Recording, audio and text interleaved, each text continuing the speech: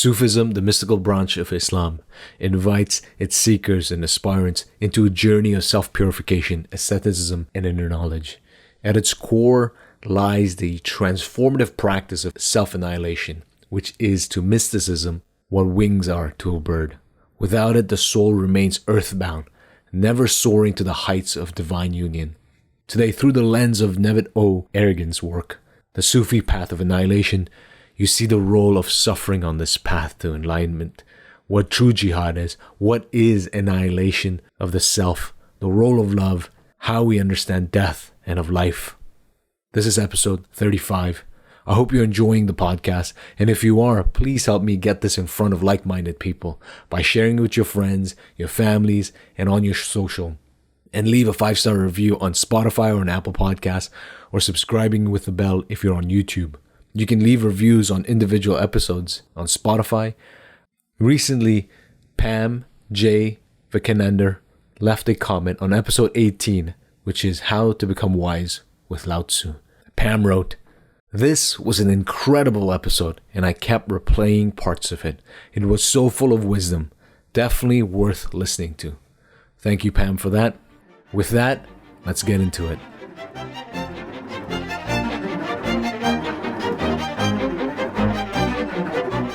The book I had accidentally left at his house was The Prophet by Khalil Gibran. In Hasan Shushud's handwritten note, he had taken liberties with the text of this book by devising similar questions to those posed in The Prophet, and penning his own answers to those questions. A poet said, "Tell us about beauty," and he answered, "Reach the absence, and you won't need all the beauty." The old monk said, "Tell us about religion." He answered, "Reach the source of religion, you will be exempt from religion." "It is time," they said, "to question you about death." And he answered, "You are such that life and death are your appearances." A young woman asked, "Tell us about suffering." And he answered, "Nothing but suffering can purify us." Somebody asked, "Tell us about our faults." And he answered, "Your faults and virtues don't count for much." A teacher asked, "Tell us about teaching." And he answered, "It is not by teaching or learning, it is by annihilation." A young man asked, "Tell us about friendship." He answered, "The one who really knows himself is in love with himself." An astronomer asked, "Tell us about time, O saint." And he answered, "If you don't experience timelessness, you don't know time." An elder of the town asked, "Tell us about good and bad." And he answered, "Bad belongs to your existence. Good is your nothingness." One of the priests asked, "Tell us about prayer." And he answered, "Prayers are evidence of weakness and incompleteness. Have you forgotten your divine destiny?" Then a visitor who came to town once in a while asked, "Tell us about pleasure." And he answered, "The only pleasure of earth is the detachment from earth." A young bride asked, "Tell us about marriage." And he answered, "Marriage is the collision of two universes." And a mother who held a babe in her arms asked, "Tell us about babies." And he answered, "Your children are nothing but your extensions." A rich man asked, "Tell us about giving." And he answered, "You cannot give anything. Even if you try to give earth and heaven, they are illusions." And the grocer asked, "Tell us about food." And he answered, "Fasting is the food of saints and prophets." The 2-page letter was not as easy to decipher. Although it was typed in Turkish, I had read it and then read it again, but still couldn't understand it. I was a university graduate and thought I was very literate, but this writing was full of Old Turkish, which is full of Old Arabic Farsi terms, and the content was extremely abstract. All I could understand was fasting and some kind of breathing were essential. Books and discussions were not. I didn't understand much of anything about the suffering. Subconsciously, I didn't want to get into it so much, and I just left that part alone. I showed the letter to some of my close friends. They didn't understand it either. One asked me if he could show it to his uncle. Maybe, he said, he could explain it to us. His uncle was an expert in these kinds of matters. A couple of days later, he brought Mr. Shushud's letter back and told me his uncle was very much impressed and wondered how come the person who wrote this letter, who was obviously at a very, very high level of Sufism, would send it to some novice like me. I wondered that too. I realized I should keep silent and save the letter and any further communication with Mr. Shushud. I still wasn't sure what it was all about. I was familiar with fasting because in this country, Turkey, 1 month of fasting is common occurrence for most of the people. They just don't eat or drink anything until sunset. Then they have everything they desire to eat or drink until they sleep, even extending this type of fasting for a period longer than a month, if the person can tolerate it, is not an extraordinary concept. After several months, I had adjusted to the style of daily fasting without any hardship. I didn't know any special way of breathing. I used to breathe rather fast and deep for a period of half a minute, then hold my breath as long as I could, which was sometimes 1.5 to 2 minutes. What other requirements were needed for this way of itlak? I could hardly wait for the following Sunday to ask Mr. Shushud. When I arrived, his room was very crowded. There was hardly a place to sit. He was very kind, brought a chair, and again had me sit very close to him. I was the youngest guest in the room. The others were middle-aged or older. There were a few women, but most were men. They seemed to know each other. Again, he was answering questions rather than giving a formal speech or lecture. Some of the people were writing down his answers. I kept quiet. Though I didn't understand most of the conversation, I also recorded some of his answers. Thank God I kept doing that for the rest of our meetings, which became historically important to me later. Mr. Shushud was very patient, extremely modest, and went out of his way to make everyone feel most important and welcome. When we were all ready to leave, I felt sorry that I hadn't understood most of the conversation. I was extremely comfortable and happy there. Also, I couldn't help but be amazed at all these hours of informal conversations with no earthly moral advice or any signs of sermons, formality, or hierarchy. No requirement other than fasting and breathing were mentioned. He quietly told me just before I went out the door, "Son, I apologize I couldn't talk to you personally. Next time, instead of Sunday, you come on Saturday." I was so happy I wanted to kiss his hand. Instead, he kissed mine. On the bus, I sat next to one of the elderly guests. He was very well over 70. He asked me how long I had known Mr. Shushud. I told him I had known him for just about a week. He looked in my eyes and said, "Do you know how lucky you are?" I didn't answer. He continued, "I have known Mr. Shushud for the last 40 years. We started almost together. I am now the same, except much older, but he has changed. I have probably read more books and listened to more talks. He did something else. I'm sorry I didn't do the same." Then he corrected himself. I couldn't do it. "But," I said, "you are still interested. You will eventually." "No," he answered, shaking his head. "It is too late.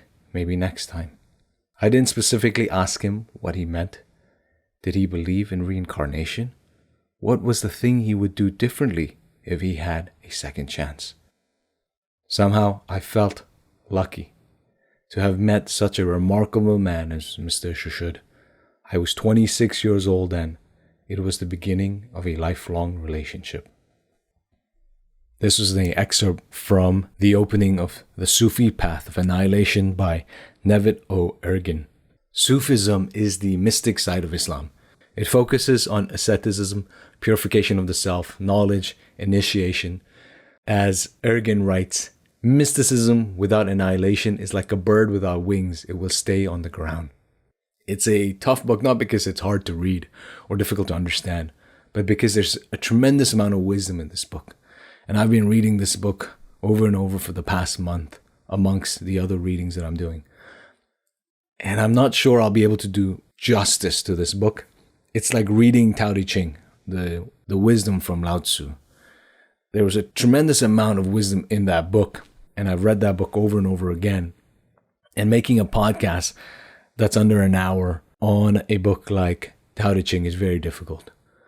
And I feel the same about this book by Nevit Ergin. There's a quote in there that sums up what this book is about. And it reads, "Man is in a deep coma of existence because of his perception.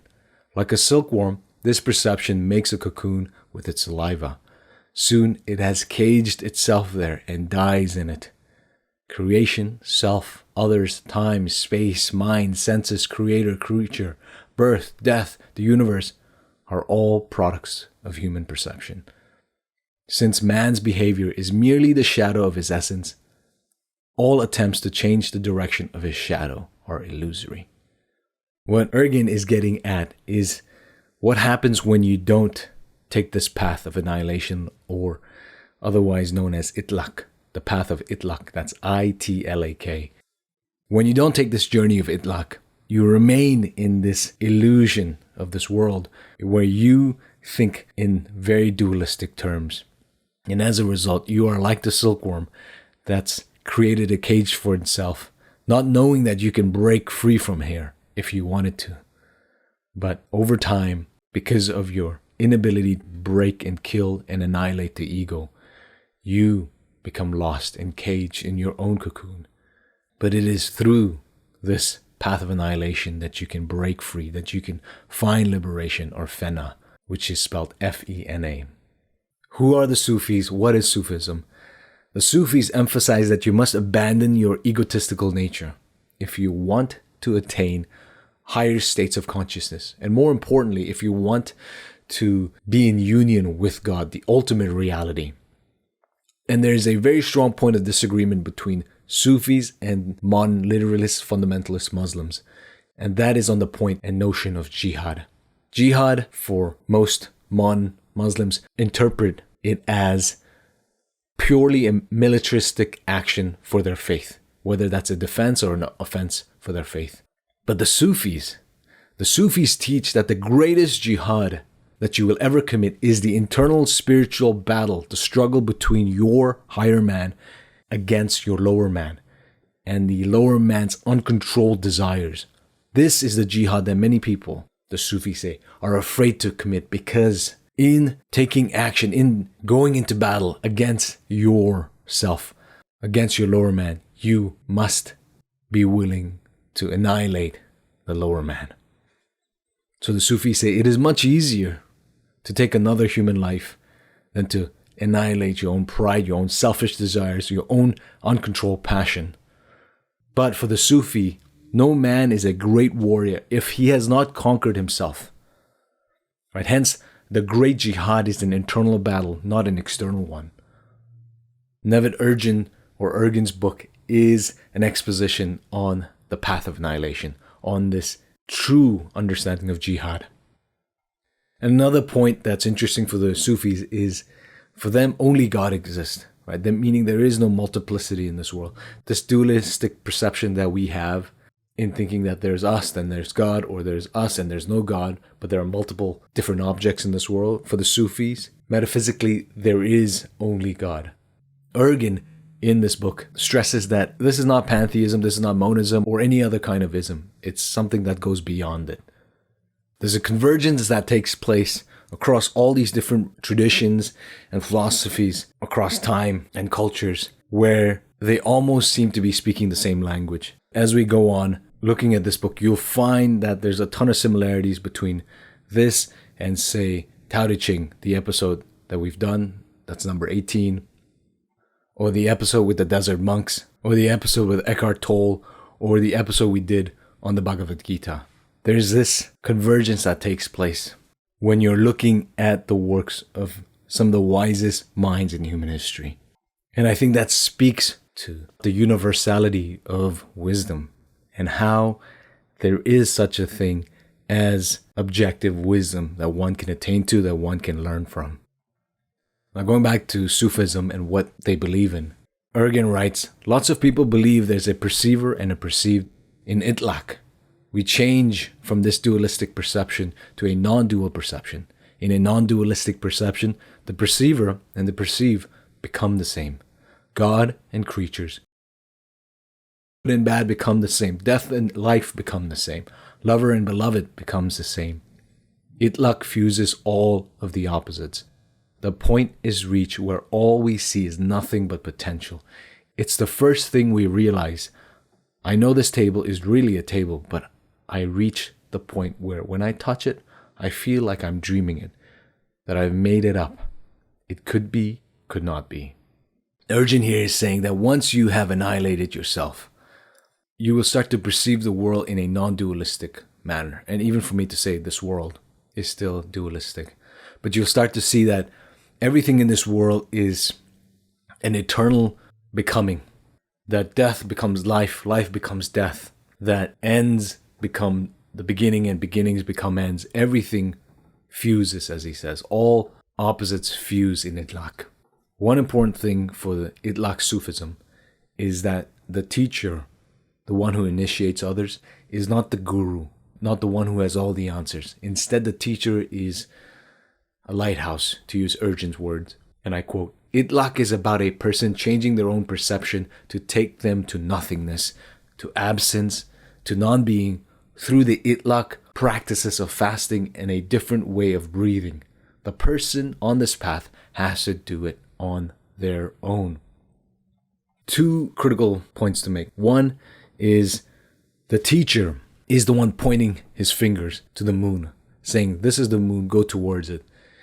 And emphasizing that they are not the end of the student's journey. The goal here is for the student to then go beyond the teacher. The ultimate goal is to surpass your teacher. Not that you become better than them, but you surpass their teachings, that now you become your own teacher. The second important thing that Nevit Ergin stresses and stressed across Sufi tradition is that you must be the one who implements these practices. You cannot simply be stuck in your own head. You cannot simply be an abstract thinker, intellectually ascending to mysticism, but never really doing any of the work or never actually attaining it. Otherwise, as Ergin says, you are like a bird without wings. Mysticism without true annihilation is a bird that's grounded, that cannot fly. Sure, the bird could write about the theories of flight, can witness other people flying and talk about how it must feel to have the wind blowing in your face, to have the wind come under your wings and lift you up. But being able to express these things in an eloquent manner doesn't mean that you have actually experienced it. And for the Sufis, it is vitally important that you experience it. It's vitally important that you practice these things, right? To practice fasting, to practice zikr, which is a way of breathing. What is interesting to me about the Sufi tradition is that it is one of the oldest orders within the Islamic school of thought. Even though right now Sufism as a whole is pretty small, back during the golden period of the Islamic era, Sufism was practiced by some of the greatest Islamic philosophers and theologians at the time. Al-Ghazali being one of the prime example. Right? Al-Ghazali was a Sufi and he encouraged his fellow Muslims to follow Sufism. Now, going into the actual book that we're looking at today, the Sufi Path of Annihilation. As you already know, it's written by Nevit Ergin. I'm probably going to say his name in multiple different variations. Ergin, whichever comes to me. But he's a Turkish-born surgeon. He was initiated into the path of Itlak, the Sufi Path of Annihilation, under Hasan Lutfi Shushud. Ergin writes that Itlak is a Sufi tradition and that it actually has no religious affiliation when you boil it down to it, and there is no God worshipping, as he writes. Itlak has no religious affiliation, no God worshipping. It is not the Islamic Sufism that is generally described and currently practiced. If we were to say that Itlak is the essence of Islam, that would be true.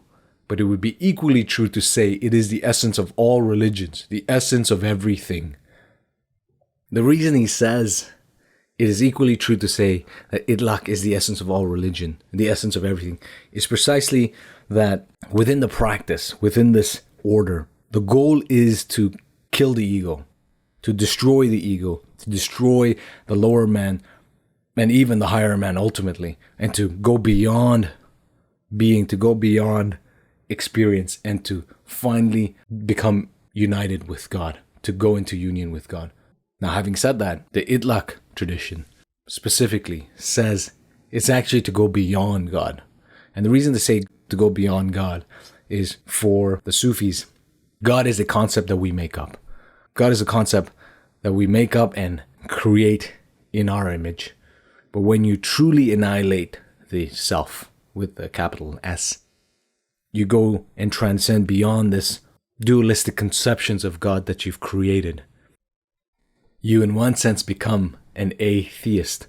Not an atheist in that you don't believe in God like Richard Dawkins or any of the other New Age atheists. Atheist in that you're like a Buddhist who has transcended, who says nothing true can be said about God, right? Because we are speaking in finite languages, we have finite conceptions because we're finite creatures. So any expression that we use will never attain to this infinite being. And so you become an atheist in that you no longer have, or you no longer can say anything true about God.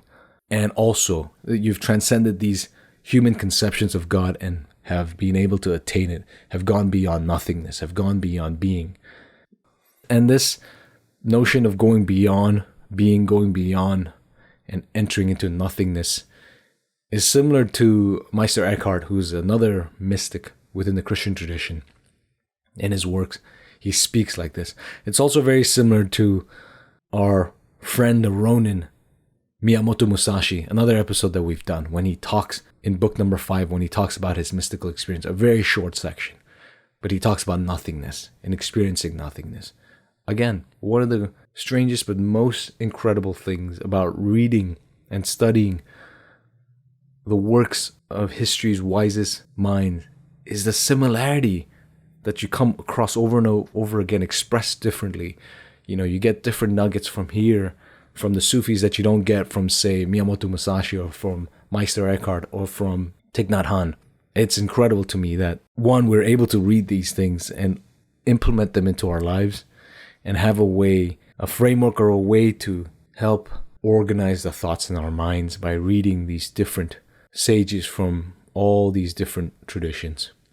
So there are 3 parts to the Sufi Path of Annihilation. That's zikr, spelled Z-I-K-R, fasting, and suffering or mental suffering. And suffering is, to quote Ergin, the searing fire of contrition, unquote. It is the most effective instrument for spiritual progress.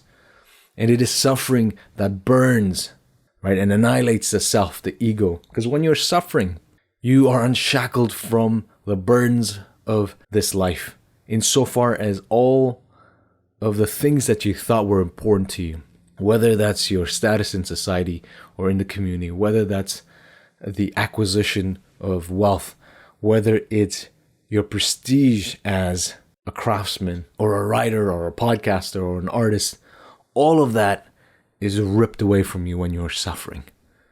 And Ergin says, that suffering that you go through, that suffering is the searing fire of contrition, and it is that which burns the self. And self here is with a capital S. Now, he also says, more importantly, that the suffering can be brought forth by zikr, which is the breathing exercises, and fasting.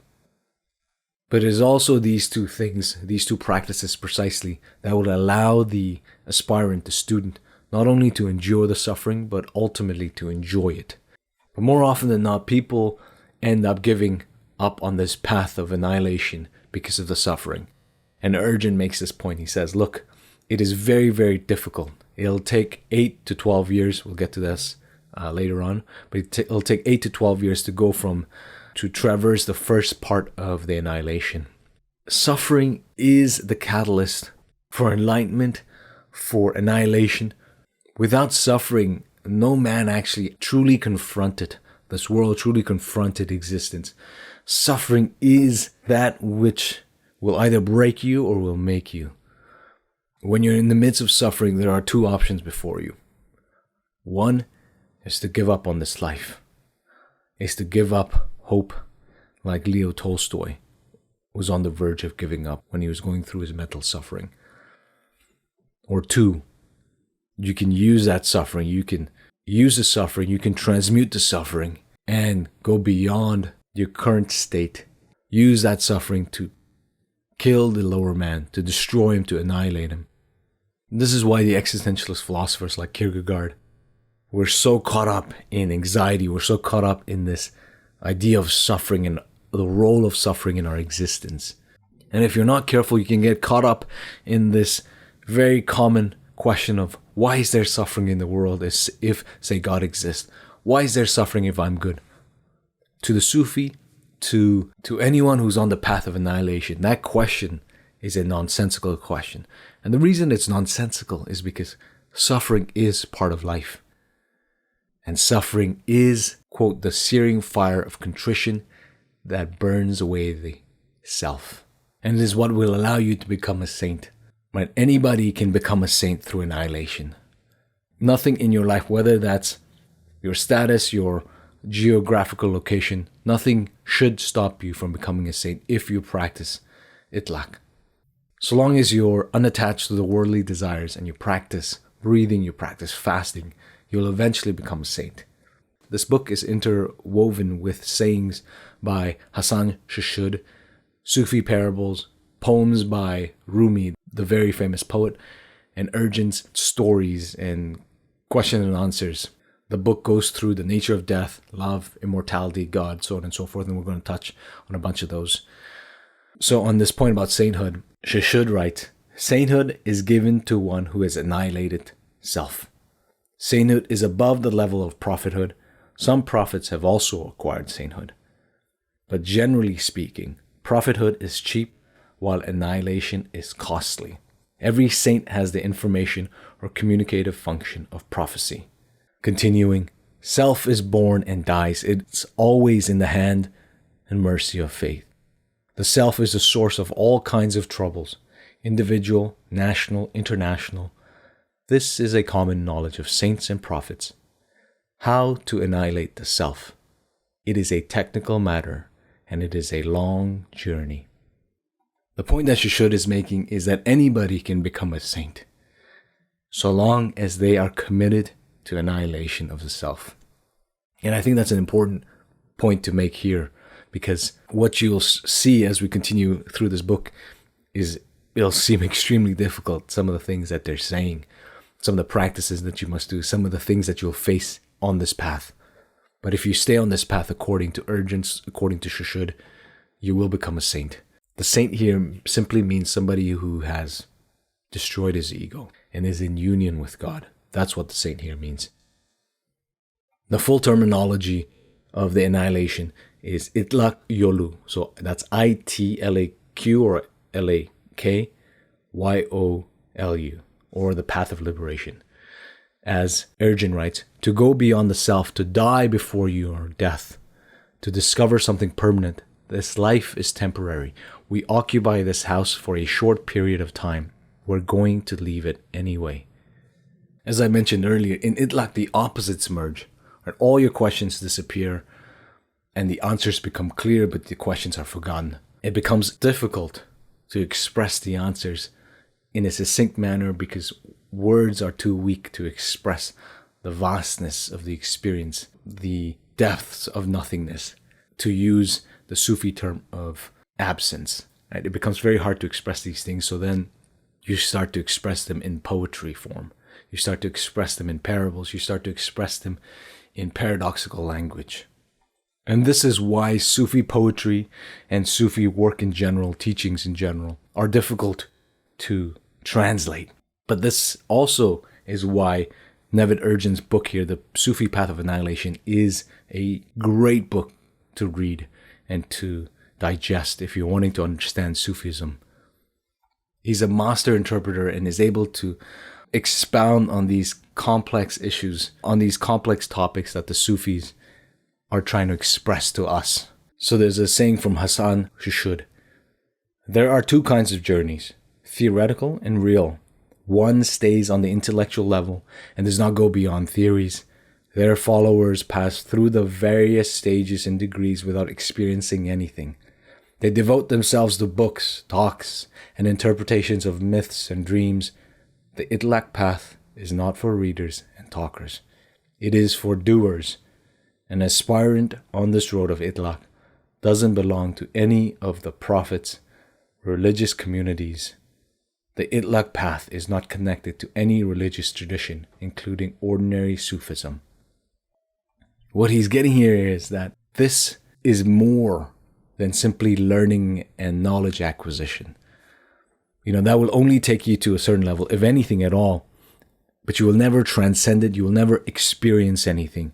Again, this analogy of the bird without wings, never actually knowing how to fly, but being able to express flight, being able to impress other birds. But when it actually comes to flying, it's never flown because it doesn't have wings to begin with. So this path of Itlak is more about unlearning than learning anything. Nevit writes later on, it's not about attending conferences, reading books, or amassing more information. All of that is irrelevant. Itlak is a way to change one's perception. One has to be skeptical and wait until changes in perceptions are actually experienced. The tools used on this path to change perception are changing of breathing, zikr, changing of eating habits, fasting, going through spiritual suffering, contrition, and discussion. All this learning is useless. All this going to conferences and reading books and having discussions are all totally irrelevant if you're not actually doing it, if you're not actually practicing Itlak, if you're not actually constantly looking at how much more of this ego can you kill today. And it's interesting that he says in that quote later on that discussion is the least important of zikr, of fasting, of spiritual suffering. The most important, he says, that you practice, right? You practice suffering, you practice fasting, you practice zikr. There is no shortcut around this. So Shushud says about Itlak, the stages of progress on the way of Itlak: progress towards God, progress in God, and progress beyond God, which is called Baka, attainment of permanent non-being. It is Ke'en Lem Yekun, as if it had never been experienced at this stage. Traversing this path is ascending in perception. I remember I was mentioning about the nothingness, about absence, going beyond God. This is what they mean here. The path towards Itlak is progression towards God, and then being in union with God, and then going beyond God into this non-being, into this nothingness. Again, very similar language with Meister Eckhart, the Dominican monk and theologian, philosopher that I mentioned earlier. You should also read his work if you haven't already. Very interesting. Related to this is a poem by Jalaluddin Rumi. It goes, "O heart, you go nowhere by talking and gossip. You cannot reach the beloved unless you pass through the door of absence. If you do not flutter your wings where his birds fly, they do not give you arms wings." And then later on in the poem, he writes, "If you start the journey, they will open the door for you. If you annihilate yourself, they will carry you to absence. Humble yourself, and they will grow you greater than the universe. Become nothing, and they will show you without you." Both Hasan and Rumi are getting to this idea that you have to go beyond the self. You have to die before you die, right? It is only in this pre-death that you discover something much more tangible, something more real than reality itself. And that realization is this life is temporary, and we're only here for a minute. As Solomon writes in Ecclesiastes, vanities of vanities, all is vanity. Right? That is his realization, that this life is temporary, and there is something else beyond this life, which is absence with a capital A and nothingness with a capital N. And that is progress beyond conceptions of God. If Itlak is the path ultimately that goes beyond, progresses beyond God, or God as one understands it, what is the point of prayer? Ergin writes of prayer that it is only good, and I quote, to soothe the pain and suffering. God doesn't care if someone prays or not. If prayer makes someone feel good, they should pray. And he says this because for the Sufis, they want you to focus again on the journey of annihilation, right? The annihilation of the self. That is the most important thing. And sometimes when you are too focused on praying, right? You get too focused on praying the right things, saying the right words, using the right formulations. It detracts away from this path, and it prevents you from actually burning the ego, because you get into your mind that you have to say the right words for God to act, for something to happen. You have to use this right terminology, the right conception of God, and only then will all of these things happen. But again, there is your pride coming into it. And so for the Sufis, they say, look, God doesn't care about prayer. You can pray if you want, you can pray if you don't want, so long as it doesn't veer you away from Itlak. But the even more crucial point for the Sufis is that when you're praying, oftentimes you exist in duality. And the reality is, most people who are not on this path of Itlak perceive the world, the cosmos, everything through this perception of duality. But this duality is a false perception, and only one comes to see this falsehood through the annihilation of the self, according to the Sufis, according to Shushud, to Ergin, and to Rumi. And I quote, "We think we're a cage, we're in a dungeon, and the key in our hand is annihilation.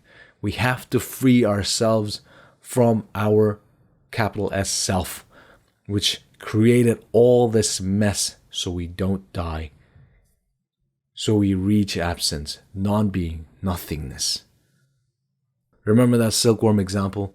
You have to realize that you are the silkworm creating this dungeon for yourself, this cage, but you also have the key to break free from it, and that is annihilation. And Rumi says of God, He is in the meaning, not in the words. He is in the heart, not on the tongue. He is the essence of the universe, not the universe. He is neither in absence nor existence. You and I are so used to putting things in a box in neatly packaged frameworks that it becomes hard to understand what the Sufi is talking about, what this experiential knowledge of mysticism is, this path of annihilation is. And hence, he is in the meaning, not in the words. Because if you get caught up in the words, you lose it. You think that the finger is the important thing, when instead the finger is pointing to the moon, and the moon is what you should be focusing on. And again, why he says he is neither absence nor existence, trying to help you break free from these shackles that theologians, philosophers, scholars have placed on you through their religion. And so Ergin says, lots of people believe there is a perceiver and a perceived. In Itlak, we change from this dualistic perception to a non-dualistic perception. In a non-dualistic perception, the perceiver and perceived become the same. God and creatures become the same. Good and bad become the same. Death and life become the same. Lover and beloved becomes the same. Itlak fuses all the opposites. The point is reached where all we see is nothing but potential. It's the first thing we realize. But this non-duality is not supposed to break somebody away from their religion and make them become non-religious. It's actually meant to make the person more religious, more committed. Because Itlak is about changing your perception of the world. It's about changing how you see and how you experience reality as it is. So then an important question comes up. If it is true that this dualistic perception is a false one, and the true perception and the true understanding of reality is non-dualistic, does that mean that there is no creation at all? And Ergin writes, exactly. We were never born. The universe has never been created. This is the key concept. If you remember the episode we did on the Bhagavad Gita, when Krishna is revealing himself as Vishnu, as the ultimate reality, as Brahman to Prince Arjuna, he says, I am time grown old, creating world destruction, set in motion to annihilate the worlds. Even without you, all these warriors arrayed in hostile ranks will cease to exist. And then Arjuna, when he sees the fullness of Krishna as Vishnu, as Brahman, where he says, I see no beginning or middle or end to you, only boundless strength. In your endless arm, the moon and the sun, in your eyes, your mouth of consuming flames, your own brilliance scorching the universe. You alone fill the space between heaven and earth and all the directions. Seeing this awesome, terrible form of yours, great soul in the three worlds tremble. You see here the idea that it is only one existence that's out there. Not even out there here. And what Arjuna sees in the Bhagavad Gita is the only existence is Krishna. Everything is Krishna, is Vishnu. And then in this book with Nevit Ergin, he says, we were never born. The universe has never been created. This is the key concept. And this is why the Sufi says the path of Itlak is the essence of all religion. Because all religions, at least their mystical sides, understand that this dualistic perception is false. And that ultimately it is this non-dualism that we must attain towards, that we must comprehend, that we must experience.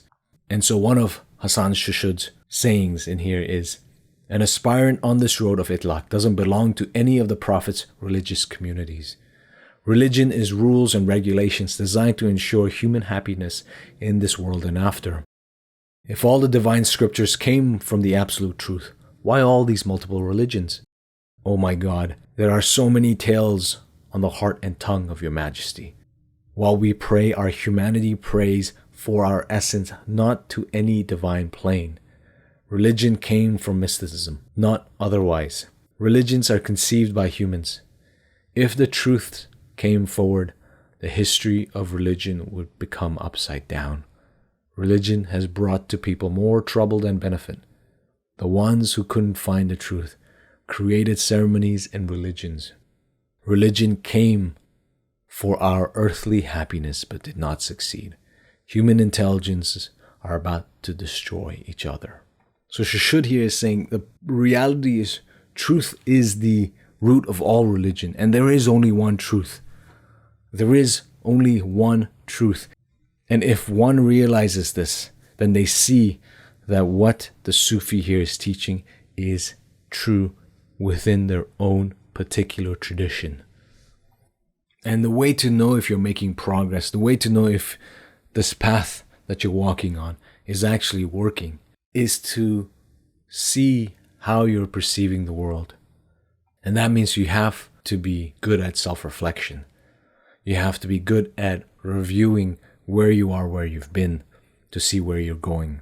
There's something that Ergin writes about perception and understanding and achieving new perception. He says, it's all a process. Changes in perception happen bit by bit over time.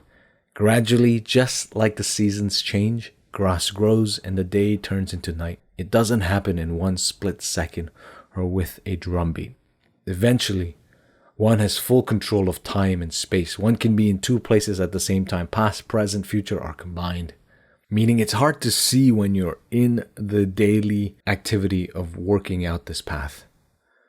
But when you zoom out, you're able to see the progress that you've made. Similarly, it's very hard to tell how fast the leaves on a tree are growing or how fast the flower is blooming when you see it every day. But then one day, this empty, barren tree is now full of flowers and full of leaves and full of fruits. But you see this tree every single day.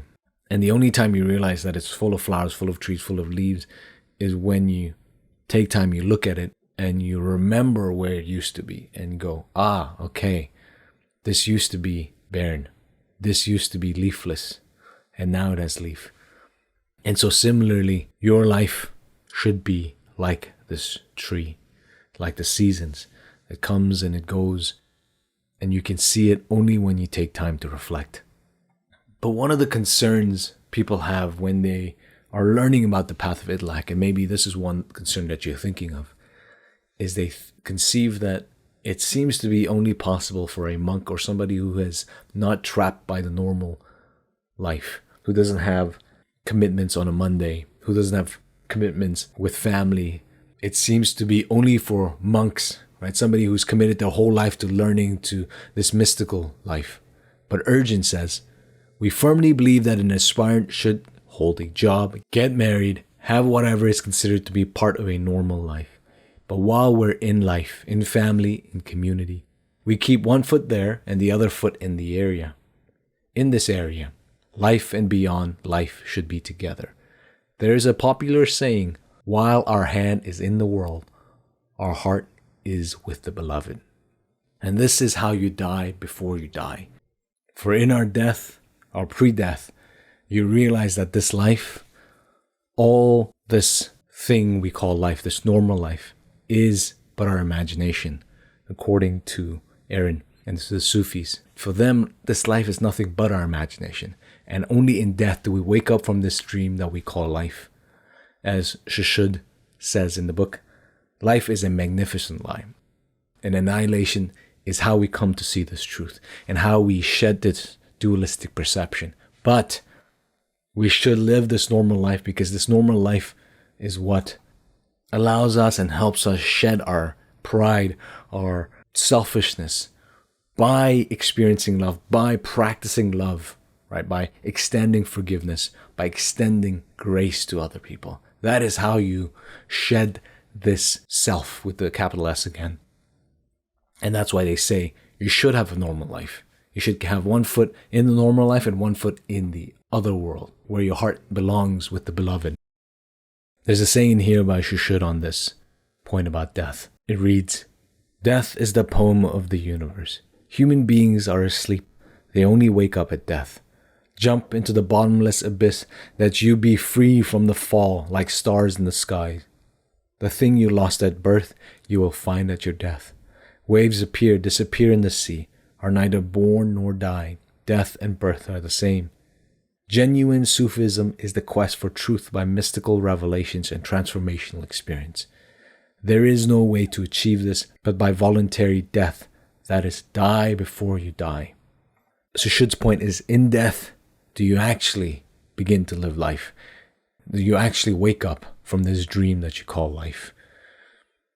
And Rumi, in his poem, writes, "There are thousands of deaths buried in that house. You sit on top of them, saying, 'They are all my belongings.' A handful of dust says, 'Hey, I used to be a hair.'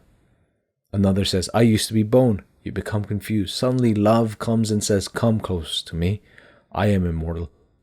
Put your chest over my silver chest. Embrace me, and I will save you from yourself.' Soul flies out of the body at the time of death, throws away the body like an old dress. The body made by dust goes back to dust. Soul makes a new body with his old radiance and dresses him with new flesh." This is why it's vital that you are not attached to this world. Because if you are attached to this world, you will be unable to die before you die. But if you're not attached to this world, you can die before you die. You can reflect on your death. As Balthasar Gracian says, reflect on your death daily to do it well once. Because when you do it well once, then you finally wake up from this dream. This path of Itlak, this path of annihilation, this is ultimate jihad. Reason why people don't go on this path, they don't actually commit to Itlak, is because there's tremendous suffering involved, whether that's physical or mental. There is tremendous suffering, and it is a suffering that draws people away. It is a suffering that pulls people away from the path. They might do it for a few years, they might do it for a few months, but ultimately they give up.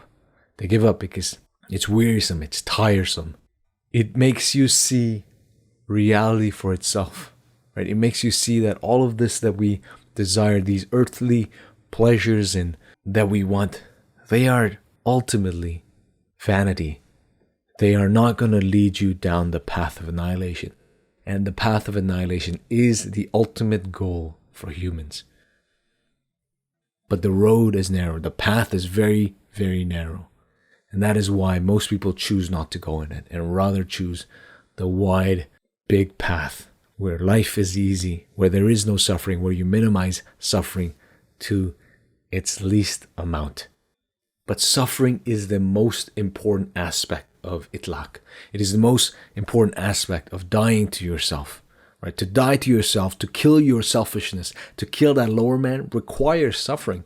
You're simply not going to kill something and not feel the pain of it. So Ergin writes, "Suffering is the fire that burns the self.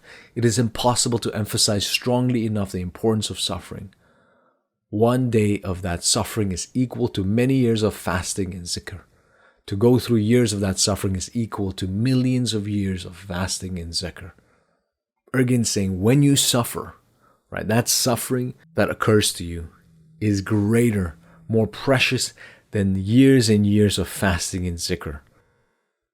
And if that suffering happens for many, many years, it is equal to millions of years of fasting and zikr, because that suffering almost transports you through the different stages of itlak, through the different stages of annihilation, much more intensely and much quicker. And a saying of Hasan Shushud in here: suffering is the most effective tool on this journey. Through suffering one understands that we are the bee and we are the honey. Likewise, we are the lover and we are the beloved. Annihilation is the fruit of rigorous self-discipline and contrition or suffering. The most difficult thing about the path of Itlak is the beginning, because in the beginning there's a tremendous amount of suffering. But once you preserve and once you are able to pass through that, the practice then, as Ergin says, is like an airplane taking flight. Once the plane has reached a certain altitude, it goes into autopilot. So the practitioner, the aspirant, must commit to zikr and fasting. Then after a certain point, Ergin says, God is the one who will do the rest. He goes on to say, suffering happens when you are ready. It never happens before you are ready. When somebody is ready, that suffering will happen. And he says, praying is what makes suffering tolerable. Praying is what allows you to endure it. It doesn't make the suffering any less. It doesn't make the suffering any easier, but it allows you to preserve through it. It reminds me of this verse from 1 Corinthians in the Bible. And it reads, no temptation has overtaken you that is not common to man. God is faithful, and he will not let you be tempted beyond your ability. But the temptation he will also provide the way of escape, that you may be able to endure it. Now here, think of temptation as suffering. No suffering will happen to you that you cannot endure, that you are not prepared for. The only reason you may not endure is because you either give up or because you believe that you cannot endure it. But really, you can endure it. And this is what Ergin is here saying. And one key thing about suffering, Ergin says, and I quote, people who suffer intensely reach this change much faster than others. And this change is referring to is the changing of perception from duality to non-duality, from as progressing towards God, progressing into God, and progressing beyond God. And only people who suffer, right? And only people who suffer intensely can reach this much faster and also reach this at all. And so then the question is, on this annihilation particularly, they say that there is 3 stages of annihilation. The first is annihilation of action, and this takes the longest. Right? It takes 8 to 12 years for this annihilation, for somebody to go through this annihilation of action. And once they are near the end of this, they start to experience that life becomes like a dream state, like a daydream. And Ergin says, it first comes and goes in the beginning, but eventually this daydream stays. He writes, Mevlana, which is Rumi, says in one of his rubais, which is a poem, that a branch full of flowers will eventually turn into a branch full of fruit. At the beginning, the flowers can be smelled and seen and enjoyed, but those flowers eventually turn into fruit and aren't blown around anymore by the wind. It's all a result of annihilation. Progress happens in this stage of annihilation ever so slowly that it becomes hard to tell whether you're actually making progress. But like the tree that goes fruits, in the beginning you smell the flowers and you enjoy it, you can see it, but those flowers eventually turn into fruit and are no longer blown away by the wind, by the external forces outside of you. They are rested, they are positioned well. And so this stage is what allows you to go from being in a dreamlike state every now and then to ultimately realizing this is a dream. And then the second and third is the annihilation of attributes, annihilation of essence. And Ergin writes about the annihilation of essence, the last stage. Annihilation of essence is going beyond God. Mr. Shushud said that this path goes from the human to God, through God and beyond. God is something we created with our own human perception. God did not create our essence. Our essence goes far beyond our present day human perception. God is the lover. Essence is the beloved. This can be found in both Mr. Shushud's saying and in Mevlana's poem. Again, Mevlana is Rumi here. This final annihilation of essence is realizing that we are completely and utterly non-being. that there is only one existence, and this existence is God. As Ergin writes, our being is a dream, an illusion, a mirage. Our essence is a non-being. Our being is merely our shadow. There is no substance to it. As Mevlana says, existence is a means to reach absence. And absence is the ultimate goal for the Sufi mystic. It is to transcend from this self with an S, big S, to God, to then ultimately go to the absence, where there is non-being. And when they say non-being, it's not non-being as in nothing exists, but again, they use the term nothingness, because there's no words, no concepts that can actually describe what this state is. The only thing you can say is that it is like nothingness, it is absence, or it is the eternal drama, where there is no end, where there is no beginning. And the ultimate way to get there is obviously through suffering, but understanding that in suffering, you become deeper and deeper in love, and in love with the Almighty, with the ultimate reality. It is only through love that you can truly annihilate the self. As Rumi writes in one of his poems here on love, love came, became the blood in my veins and skin. It emptied me from myself, filled me with the beloved. Every part of my body is occupied by the beloved. Only my name is left to me. He has become the rest. The eye that would see those tulips, roses, fills the whirling skies with wails and cries. The drunkenness you can get from 1-year-old love, you couldn't get from 1,000-year-old wine. We are lovers of love. Love is my brother. Love is my father. My origin, my family is love. Love is an eternal relation, not blood kinship. If someone's pulse is not palpitating with love, accept him as a donkey, even if he is Plato. Live with love. It is the essence of your soul. Search for the one who will be yours forever. Don't call my soul anyone who troubles your soul. I am in love with love. Love is with me. Body is in love with soul. Soul is with body. Sometimes I hug love with my arms. Sometimes love hugs me. O one who lives every day, shame on you. Why do you live like this? Don't live without the love that you should be dying for. If you die for that love, you become immortal. The most crucial aspect of the Sufi teaching is love, is understanding that it is only through love do you become immortal, do you go transcend into absence, into nothingness. True love is dying to yourself, only to be resurrected with the other. And in this case, only to realize that I am not me and you are not you, but I am me and you are you and I am you. This is something that Ergin says in the book. So Ergin writes about love. This kind of feeling needs to be described.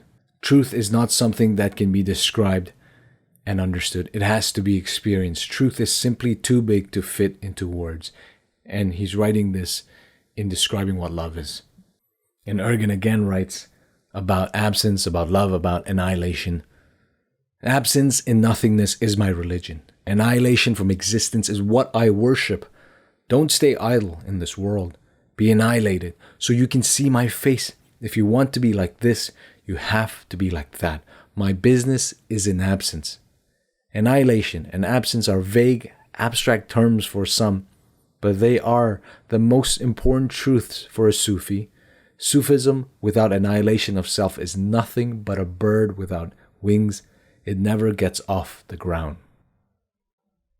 So the challenge for this week is, 1, to implement fasting in your life. It's one way to practice self-control and a reminder that this body is dying, that this body that we have, right, is not what we live for. And to focus on removing this veil of selfishness, the want of the lower man. And that is why fasting has been implemented in almost all religious traditions. And you might ask, okay, if you've never fasted, how do you fast? Fasting is simply just purposely skipping a meal at a set time. And it actually gets harder to skip meals when you know that you've planned not to eat on that particular time and on this particular day. Because your body will do everything it can to make you eat. Your hunger will seem even more angry, more wild, more hungry. But in those times, in that moment, that is when you remind yourself that this fasting is for a higher purpose. The second is breathing with intention, or zikr. It doesn't actually talk about the practicality or how to do breathing. It's more so an intentional breathing in and breathing out, and realizing that the in-breath and the out-breath is analogous to creation and destruction that you can remind yourself of through your breathing. And this lines up well with episode 32, and that's with Thich Nhat Hanh on happiness. Listen to that episode for more practical insight on breathing specifically. And the third is, ask yourself, how does my ego, my pride, my selfishness get in the way of experiencing this bliss, this annihilation, this union with God, the serenity that you seek after? It's only by answering this question, it's only by becoming aware of this question that it becomes easier to see the problem, and as a result becomes easier to overcome. Lastly, I want to thank my patrons David and Monica for supporting my work and believing in this mission of bringing wisdom to the world. Thank you. If you believe in the work that I'm doing and believe that it is vitally important that we revive wisdom and beauty in this world, and you want to support this, head over to my Substack and Patreon and sign up for one of the membership tiers. The link is in the description. If you are a member on Substack or on Patreon, you get access to exclusive essays. With that, I'll wrap. Till next week, peace.